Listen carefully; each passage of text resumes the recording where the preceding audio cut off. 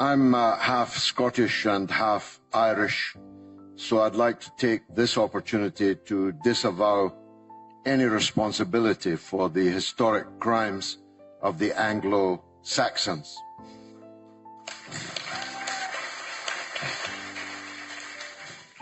President Trump is in office, but is he in power? In the last dizzying days in Washington, we've seen the ability of President Trump to do a Baerbock, an Anna Baerbock, 360 degrees, 180 degrees. He turns hourly, daily. Might this be merely a feature of his personality? Or might it be this, Excellency, that a state of dual power exists in the United States, that the president's bona fides are one thing, and personally I believe that he knew nothing of the terrorist attacks on the Air Force bases in Russia over the last week, but his operatives clearly did. They were clearly operating to the orders of the last administration. I wonder if you think there are some grounds for believing that the deep state in the United States is determined to frustrate any good that President Trump might have in mind. Я думаю, что в любом обществе, особенно обществе, которое Well, I think that in any society, especially a society that has been developing for many decades within its political system, the arrival of a bright, non-standard figure to the leadership of a state always, I think, causes some subversive processes aimed at continuing to live as we are used to be indebted, to spend, to spread our ideology. I think that this is not only typical for the United States. You know, in our society, we've talked about this more than once over the last couple of years. There were also people who really hoped that everything would go back to normal, that those who fled, I mean the Western business, would be welcomed with open arms again, and that there would be trips to the Azure Coast, to Sardinia, and so on. And that's it. And life would be established when consumption, in its huge part, in its decisive part, was provided through import. The President said very clearly, speaking about our people, who are not called a deep state in a different way, but the meaning is about the same. And of course, our experience of uniting such characters is not as strong as it is in the United States. But the President said very clearly recently he spoke about the return of business. I don't mind, but honestly, if you flood, left your employees, the niche is occupied, I'm sorry, I suggest something that will be acceptable to us. But most importantly, soon after the start of the special military operation, he said such a thing, speaking about the future of the world. Never again for us, for Russia, for the Russian people, will everything be as it was before February 2022. In other words, he hoped to the last that the projects and agreements of Russia, NATO, and Russia-USA, which we passed on to our colleagues in 2021, that they would still be taken seriously, and that common sense would prevail. It didn't work out. We were not believed. Just recently, in an interview with Vladimir Vladimirovich, a direct question was asked, "So you were naive?" He said, "Yes, I was naive." But this, first of all, means that when we were plagued with such a number of friendly formats and friendly slogans, from the Atlantic to the Pacific Ocean, common spaces with the European Union, 4 directions, security, economy, infrastructure, humanitarian issues.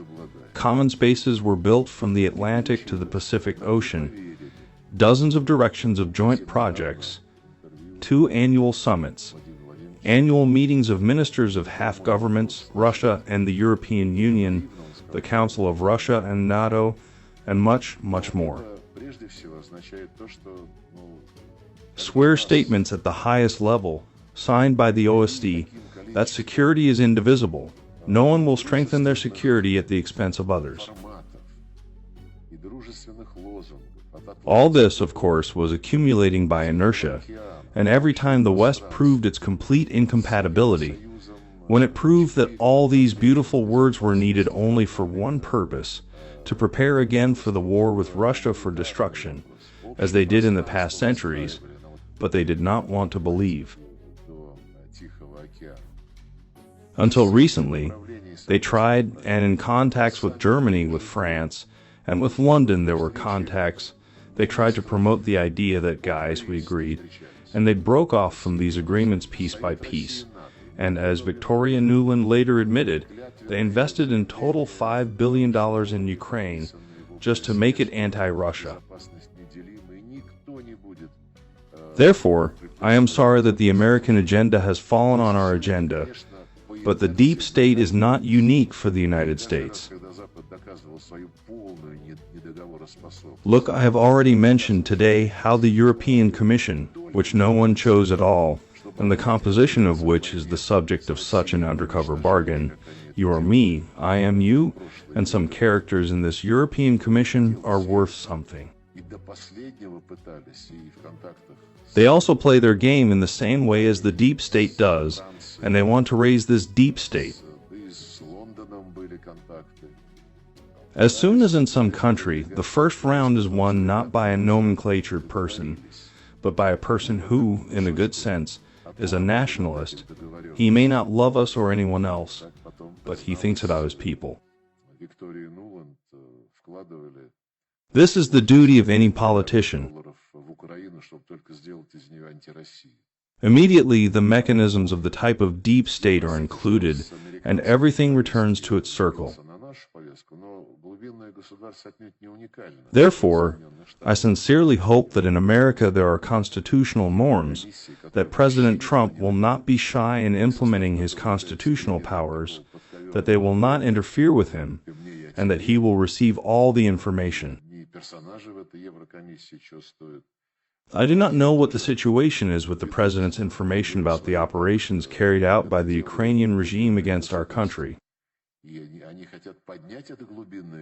The fact that there are a huge number of American advisors in the building of the security service of Ukraine is a fact. They have not been removed anywhere. The fact that there are instructors from other states who supply weapons to the Ukrainian regime is also a fact. The fact that they consult the Ukrainian armed forces when planning strategic operations, when placing objects, when masking objects, we also know this. Well, I have already mentioned that a number of modern weapons cannot be used without the direct participation of the servicemen of the countries that have placed these weapons. President Trump was asked on the plane, as I understand it, what he thinks about the latest terrorist attacks.